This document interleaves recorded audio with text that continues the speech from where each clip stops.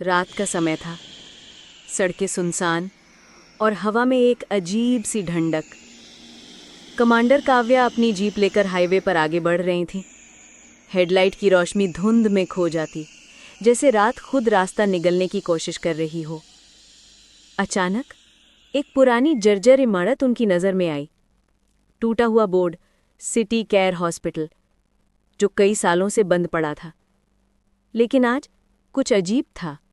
हल्की बैकग्राउंड चीखें दूर से। काव्या ने ब्रेक मारा।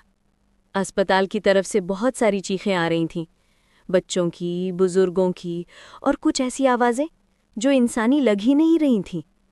उन्होंने बिना देर किए जीप रोकी और टॉर्च उठाकर अस्पताल की तरफ बढ़ी। गेट आधा टूटा हुआ था, जैसे किसी ने उसे जबरदस्ती तोड़ा हो। काव्या ने गेट को हल्का सा धक्का दिया। एक भयानक आवाज के साथ गेट खुल गया। अंदर कदम रखते ही हवा अचानक बर्फ जैसी ठंडी हो गई। दीवारों पर पपड़ी उतरी हुई, गलियारों में अंधेरा और दवाइयों की एक पुरानी सड़ी हुई गंध।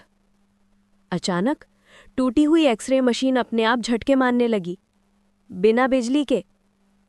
काव्या सतर्क हो गई और तभी उन्हें एक धीमी, कमजोर आवाज सुनाई दी।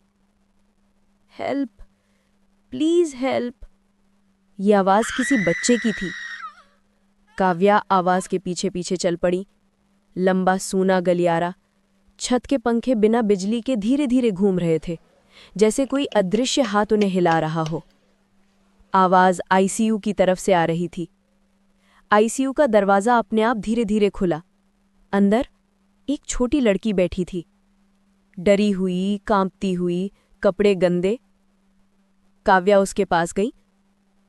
डरो मत, मैं तुम्हें बाहर निकालूंगी। लड़की का चेहरा कांप रहा था। दीदी, वो हमें जाने नहीं देता। वो यहां सबको पकड़े हुए हैं। काव्या ने पूछा। वो कौन? लड़की ने धीरे से उंगली पीछे वाले कोने की तरफ उठाई। काव्या ने टॉर्च मोड़ी। वहां कुछ नहीं था। लेकिन अगले ही पल आईसीयू के सारे बेड हिलने लगे। मॉनिटर्स ने खुद ही बीप बीप बीप करना शुरू कर दिया। खिड़कियां कंपाने लगी। लड़की चिल्लाई, चलो दीदी, जल्दी।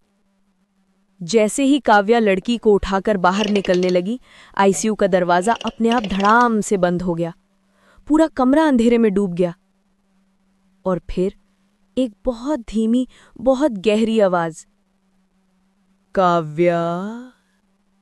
काव्या पलटी। टॉर्च की रोशनी जैसे दीवार से टकराकर लौट आई। कुछ वहां खड़ा था, पर रोशनी उस पर टिकती ही नहीं थी। धीरे धीरे अंधेरे में एक परछाई बनने लगी, लंबी, अजीब, चेहरा धुंध जैसा। लड़की जोर से रो पड़ी। वो आ गया दीदी, वो आ गया।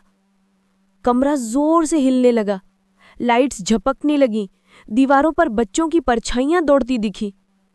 चारों तरफ से आवाजें, हमें बचाओ, हमें यहां बंद किया गया है, कोई है, हमें सुन लो। काव्या ने लड़की को पकड़ा।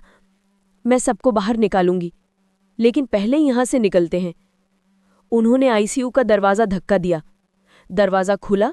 जैसे ही दोनों गलियारे में पहुंची, सारी लाइट्स एक साथ जल उठी और उनके सामने खड़ा था एक लंबा आदमी, काला कोट, चेहरा धुंध में छिपा हुआ।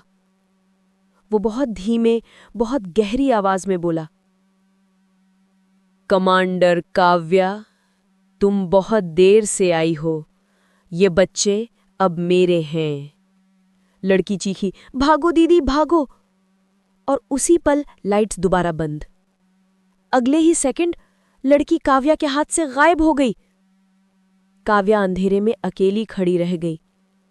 अगर आप जानना चाहते हैं कि कमांडर काव्या उस खतरनाक परछाई से कैसे लड़ेंगी और वो छोटे बच्चों का सच क्या है, तो इस स्टोरी का अगला पार्ट मिस मत कीजिए।